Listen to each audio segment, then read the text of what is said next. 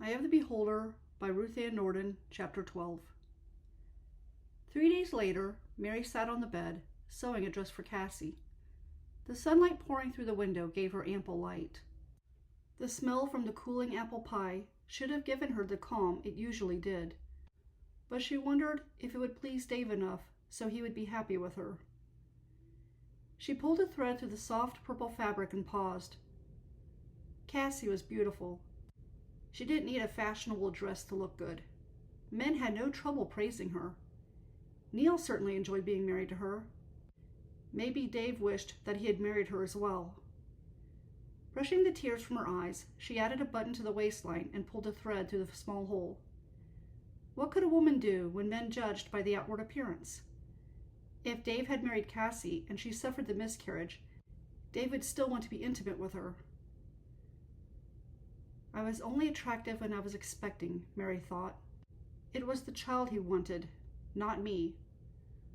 Why can't I have one thing uniquely my own to endear my husband to me?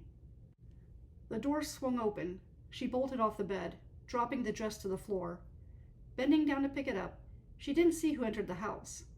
The familiar voices caused her heart to race. Excited, she ran to greet Sally and Jenny and her nephews. A few moments later, Dave entered the house.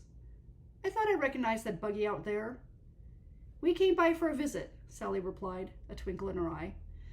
I hope you don't mind that we're intruding on your time with your wife. I'm sure I can manage, Dave said. I'll take Greg and Jeremy outside so you three can talk. He gave Mary a quick kiss on the cheek before he put Jeremy on his shoulders and headed for the door. I want a ride, Greg pouted. You'll get your turn, he assured the boy, and waited for him to leave the house before closing the door. Mary frowned. Children made Dave happy, and she couldn't give him one. Sally set a bowl of salad on the table before she sat in the chair. We thought we should come bearing gifts. Mary smiled. You don't have to do that. You're always welcome here. I'll get the coffee brewing. She put the dress on the mattress and went to the shelf by the kitchen window. I didn't know you liked lace, Jenny noted, standing by the bed and glancing at the pile of frilly material that rested in a heap on the side of the bed. Sewing the lace around the edges of the garments proved tedious and time-consuming, but Mary had promised Cassie that she would add it since Cassie seemed to like it so much. It's not for me, Mary said. It's for Cassie. She took out the coffee pot and the can of coffee beans. Sally's eyes grew wide. You're making Cassie craftsman's clothes? Yes, Mary replied. I suppose that Neil has enough money to pay someone to make his wife's wardrobe. Well, I volunteered to do it. Mary finished her task so she wouldn't have to see the same dumbfounded expression on their faces that she saw on Dave's face whenever he watched her sewing the dresses. Sally was the first to speak, which didn't surprise Mary, since she was more vocal than her sister. I don't like to be the one to point this out, but I think Cassie is taking advantage of you. I know she is, Mary agreed. Now Sally appeared confused. Why are you letting her? Dave and I shared this conversation a couple of days ago. He doesn't like the fact that I'm doing this either. Good for him, but you still didn't answer my question. Mary shrugged. I thought it would help her and Neil. I didn't catch the details, but he expressed his concern about the cost of a seamstress, so I offered to ease the burden. And Neil let you? No, he was already gone by the time I talked to her. Jenny interrupted Sally before she could say anything else. Mary's free to do that if she wants. Making clothes is not the worst thing she could do. True, Sally relented. I heard about Cassie, though. She has a habit of handing over her duties to other people. I just don't want this to become a pattern for you. It won't, Mary assured her. I only offer to do it since I enjoy sewing anyway. She sat on the bed and picked up the dress. She picked up a black button and sewed it into the waistline. You already have 3 buttons, Jenny began. Why are you adding another one? Since she's in the family way, her waistline will expand, and as it does, these buttons will accommodate her. Janie nodded and sat next to her. Very clever. I'll need to do the same thing for my customers. Sally groaned and crossed her arms. I just hope Cassie appreciates this, especially since you had the miscarriage. If you ask me, and I know you didn't, it's thoughtless to ask a woman who miscarried to sew clothes for an expectant woman. Speaking of the miscarriage, how are you doing? Jenny handed Mary another button. I'm doing fine, Mary replied. It was a shock, but life goes on, and it does no good to dwell in the past, or what might have been. I've grieved it, but there's nothing I can do to change it, so I focus on the present. Hopefully, Jenny began, you'll carry your next pregnancy to term. Deciding not to comment, Mary pulled the thread through the small holes in the next button. Unfortunately, Sally picked up on her mood. She stood up and sat on the other side of Mary. Placing a gentle hand on her arm, she asked, Are things between you and Dave all right? Mary's face flushed with humiliation. She did wish to talk to someone that she could trust, but didn't know if it would be appropriate. What's wrong? Jenny softly pressed. Gripping the dress in her hands, Mary exhaled. I'm not attractive. Sally frowned. Is this because of what Tom and Joel said? No, Mary began, but I can't fault them. They were only speaking the truth. Well, we don't think that. Mary smiled at them. You're women. You see things differently than men do. The reason I answered a wife wanted ad in the paper was because the men back in Maine wouldn't court me. I figured that agreeing to marrying a man out west was the only chance I had of getting married and having children. Sally wrapped an arm around Mary's shoulders. Dave isn't one to talk about his feelings, but I can tell that he adores you. Maybe he did, Mary allowed, but I failed him. Jenny frowned. How so? Mary subconsciously pressed her nails into the palms of her hands. I couldn't give him the child he wanted. The miscarriage wasn't your fault, Sally said. No one can prevent something like that from happening. Besides, the doctor said that most women who miscarry go on to have a baby. Mary shook her head. That doesn't matter. Dave isn't interested in coming together. All he does is kiss and hug me. Well, maybe he thinks you aren't ready yet. After all, your body did go through a shock. Embarrassment washed through Mary. I went to bed the other night and offered myself to him. He said that I wasn't ready, but I knew he was lying. He's repulsed by me. What if he honestly thinks you're not ready? Sally asked. It's been 2 months since I lost the baby. Oh, well, that does seem like enough time. Have you had any complications? Mary shook her head. I healed nicely. The pain in her palms intensified. I should be grateful that he was even able to consummate the marriage.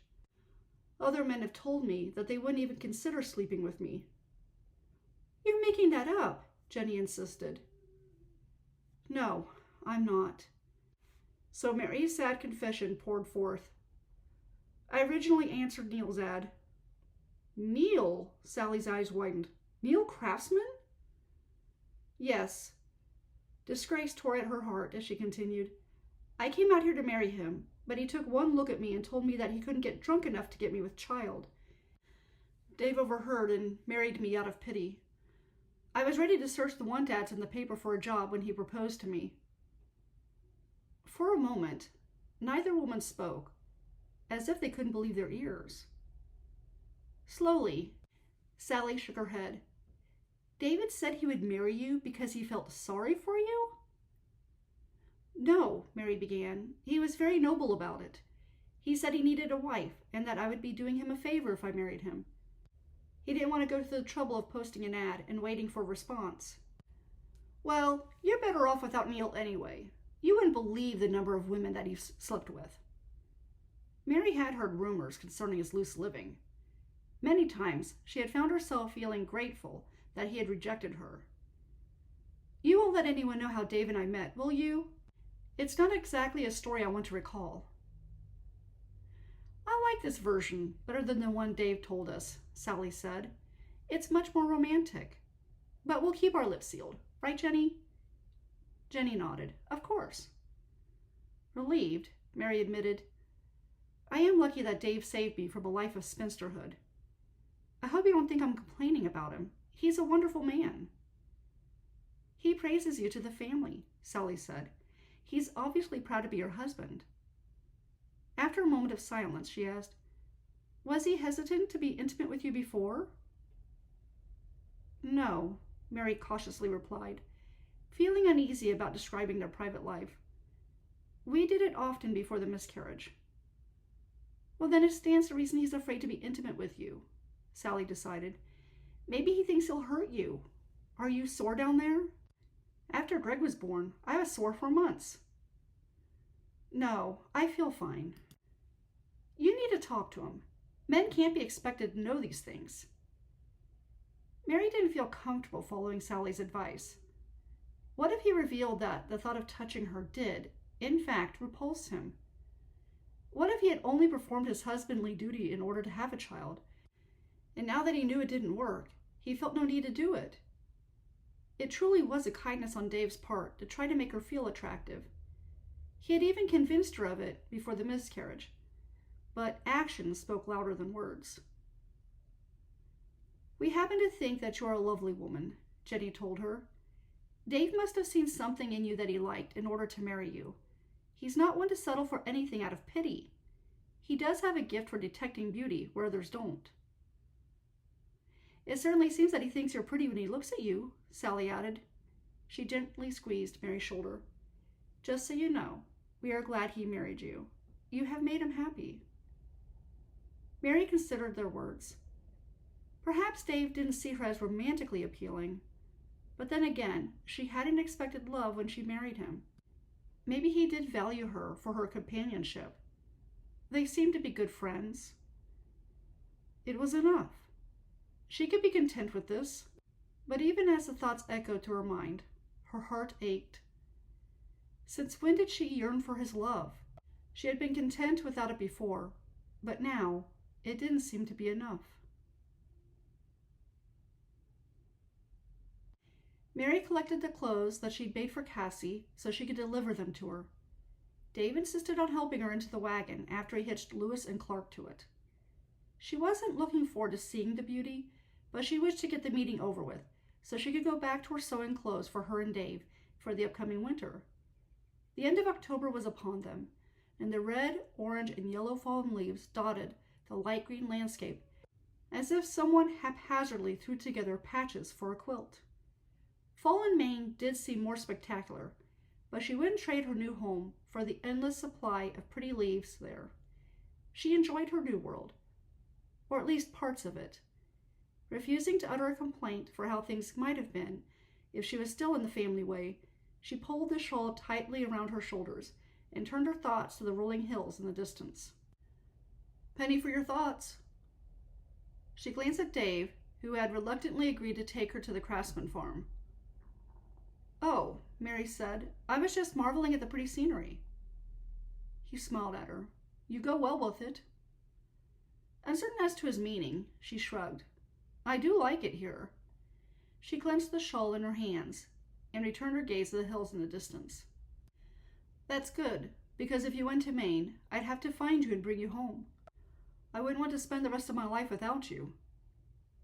His words offered her a glimmer of hope. Maybe her worth extended beyond her ability to give him children. She might have even proven herself valuable for the other things that she could provide him, such as cooking and sewing. Feeling better, she relaxed her rigid posture. I wouldn't dream of leaving you, Dave. His tender slate gray eyes met hers. Will you come closer? She obeyed, keeping one hand on the seat so she wouldn't trip, since the ride bumped her around. He put his arm around her waist, encouraging her to lean against him. Promise me you won't let Cassie talk you into doing anything else for her. His warm breath brushed her ear. I won't, she said. Good, because I don't want anyone using you. She closed her eyes, settled her head on his shoulder, and enjoyed the way his strong arm supported her. A sense of their former closeness settled between them. She still loved him, even if he didn't love her. Resolving to be the best wife she could possibly be for him, she rested her hand on his thigh.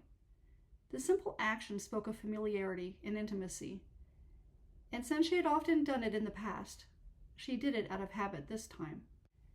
When they reached their destination, she reluctantly sat straight up so she could grab the clothes from behind their seat. He used the reins to lead the gelding to the front of the sod house. She noticed that Neil told 6 men were to unload 5 wagons full of lumber. Beside her, Dave grumbled. Reaching for his arm before he hopped to the ground, she asked, "What's wrong?" Sighing, Dave pulled the brake on the wagon wheels before turning back to her. "Neil's building a wood house. I reckon that the neighbors will have to help build it." "Does Neil ever help anyone build anything?" she whispered, not wishing for anyone to overhear them. He leaned closer to her than necessary. He usually finds a reason to be busy. His hand stroked her lower back, and his lips lingered close to her cheek. When she turned to face him, he lightly kissed her. "Mary, there's something I've been meaning to tell you." His tone was tender, assuring her that whatever he wanted to say, it wouldn't be bad. "What is it, Dave?" she whispered, her heart thumping loudly in her ears. Cassie called out to them before he got a chance to continue. Mary noticed his slight frown before he smiled at the raven-haired beauty. "Good morning, Mrs. Craftsman." "Good morning, Mr. Larson," she sweetly replied, her hands folded in front of her chest, reminding Mary of a praying angel. Dave hopped out of the wagon, sauntered to Mary's side, and reached around her waist to help her down. He pulled her against his solid frame and pressed his lips gently to hers. "I can carry those for you." "I'm fine," Mary assured him. "They aren't heavy." "All right, I'll go talk to Neil while you talk to her." Mary nodded, then approached Cassie. "Oh, Mary, are those for me?" Cassie's delighted squeal revealed her pleasure at seeing her new clothes. "Yes." Mary's hand shook as she sorted through them. Being next to Cassie made her feel inferior as a woman. "2 dresses. I sewed buttons that you can use to adjust the waistline as your belly gets bigger." Cassie's nose wrinkled as her smooth, slender hands ran over the soft fabric. "There's no silk." Clearing her throat, Mary explained, "Silk isn't practical on a farm." "What a shame.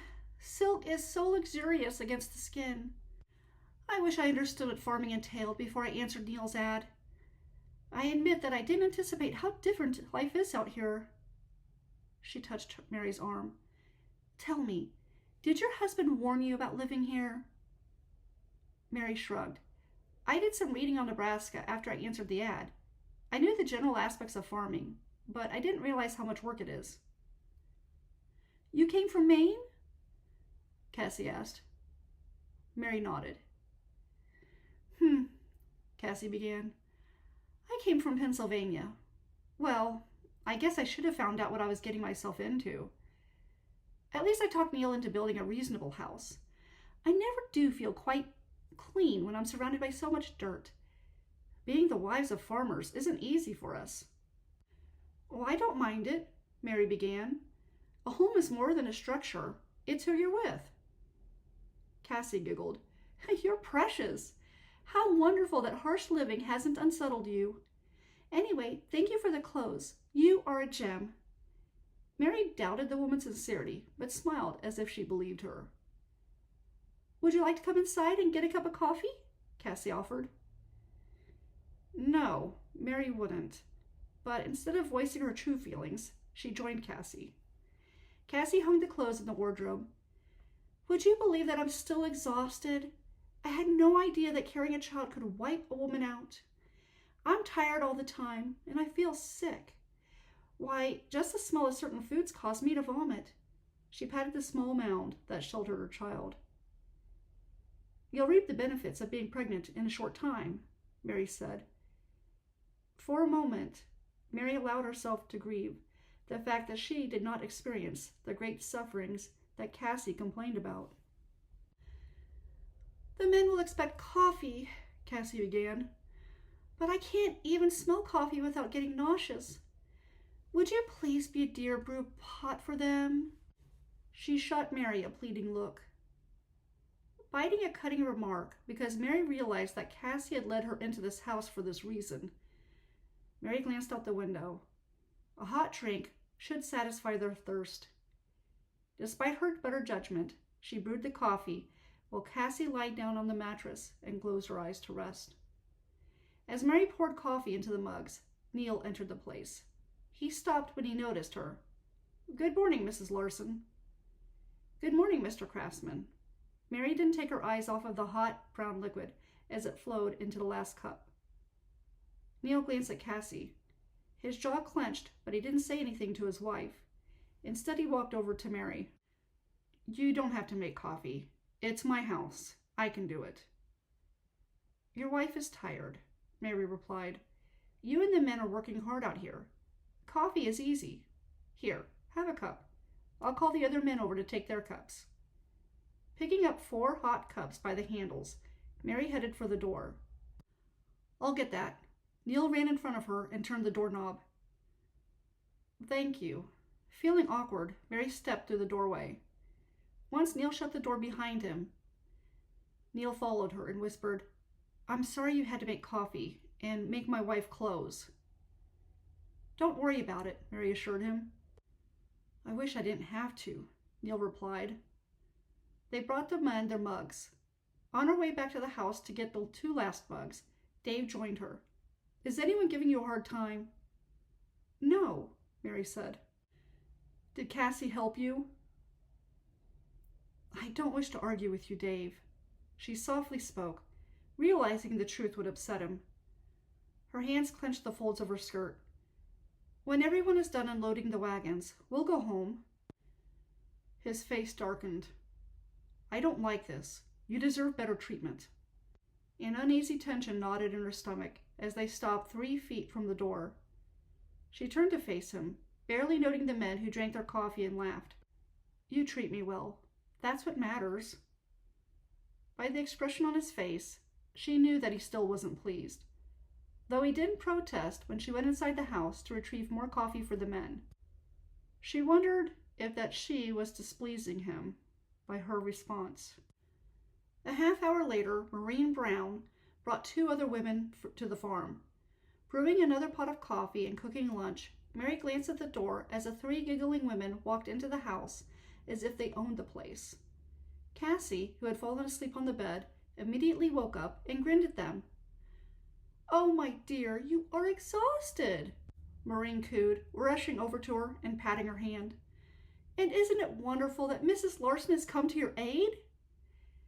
"Yes, I've been sick again," Cassie chirped. "I can barely stand to eat, let alone cook." "What we women go through to give our husbands children." Maureen placed her hand over her heart and turned to the overweight brunette. "Gwendolyn, isn't it wonderful that your daughter-in-law is going to bless you with a grandchild?" "I am blessed." Gwendolyn offered Cassie a warm smile and sat next to her on the bed. "Is there anything I can get for you?" "Actually, I could use a cup of water," Cassie said, appearing grateful for their assistance. "I'll get it right away," Maureen volunteered. "You 2 need to sit together and do some mother-daughter bonding. What a pity that you lost your parents at such a tender age." "Yes," Cassie began. "The accident was a horrible ordeal. I'm fortunate to have married Neil, so I have a new mother." She gave Gwendolyn an adoring gaze. Mary stirred the pot of chili, feeling ill from the exchange, which seemed too good to be true. Cassie doesn't have a sincere bone in her body, Mary thought. Then she paused. Why did she have such a mean-spirited thought? She got along wonderfully with Dave's mother. In fact, his entire family had been kind to her. Was she jealous of Cassie's pregnancy? Running her tongue nervously across her lower lip, she stirred the beans. "Mary," Maureen began as she made her way over to her, "I commend you on your good deeds." She motioned to the other woman to come over to them. "Connie, this is Mary Larson. I told you about her. She's a marvelous cook. Why, she's the one who beat me in the baking contest. Mary, this is Mrs. James. Mrs. James is the head of the church ladies group that I told you about." Mary greeted the 50-year-old woman with a polite smile. "I've heard you sing at my church. You have a lovely voice. Oh, thank you, Connie blushed, apparently flattered. Do you need any help? Mary shook her head. I was only planning to make frying pan bread. Say no more, Maureen interrupted. I can bake that so well that your mouth will water. Cassie, sweetheart, do you mind if I cook? I'd appreciate it very much, Cassie replied. Neil's mother put her arm around her shoulders. Well, you must try to eat something for the baby's sake, even if it's only one bite. Yes, Cassie promised. I will do my best. Connie's eyes fell on the open wardrobe. What a beautiful dress! Did you make this? She asked Cassie as she ran her fingers over the cotton and lace that Mary had sewn together. Mary made it, Maureen asserted. I recall Neil saying that Mary offered to make her bride some clothes, since she is in the family way, Gwendolyn added. Mary, Connie began, you have a way with a needle and an eye for style. Cassie frowned. I've been too tired to do much. I fear that you must find me lazy. Nonsense, Gwendolyn immediately assured her. You have the most important job a woman can do. Cassie's body relaxed as she accepted more of the woman's compliments. Maureen shook her head and turned her attention to Mary while she mixed together the flour, baking powder, salt, and water. There's nothing like loyalty between mother and daughter-in-law. Speaking of which, Dave's mother praises you to everyone in town. She certainly has lucked out. All of her daughters-in-law are excellent examples of what it means to be a lady. She laid the cake on the preheated skillet that Mary greased for her. I don't suppose you've reconsidered joining the ladies' group? Mary wiped her hands on the flour sack towel. No, I'm too busy helping Dave at the farm. But winter is fast approaching, Maureen argued. Farmers don't do much during that time, do they? There's always work to be done. I do appreciate the offer, though. Well, it still stands. Connie went over to them. I hate to inconvenience you, Mary, but I wondered if you would be kind enough to teach me how you sewed the lace into the dress. I rather fancy that design, and I'd like to duplicate it. I'd be happy to oblige you, Mary replied. Wonderful. Can you come to my house tomorrow at noon? I'll have lunch prepared. Mary nodded. What a great honor for you, Maureen told Mary. Connie only allows those she deems worthy to pay her a visit. You are quite popular. Since you mentioned houses, Cassie spoke up, Neil is going to make me a gorgeous wood-framed home. I'll have 2 floors. And it's about time, Maureen nodded. People shouldn't be subjected to these substandard living conditions. A cringe crossed her features. Well, just look at this floor. It's made of dirt. Neil is a terrific husband, Cassie gushed. He treats me like a princess. Gwendolyn's face shone. A mother likes to hear when her son is doing right. You have every right to be proud of him, Cassie said. The rest of the morning passed with similar talk until it was time to eat. Then the men took a break for their meal. At one point, Neil's mother told him, Cassie wanted to help, but the poor girl's too worn out, so we insisted she get some rest. Mary thought she saw Neil roll his eyes, but later figured that she had imagined it. After all, Neil did adore his wife. Didn't he? And that concludes Chapter 12.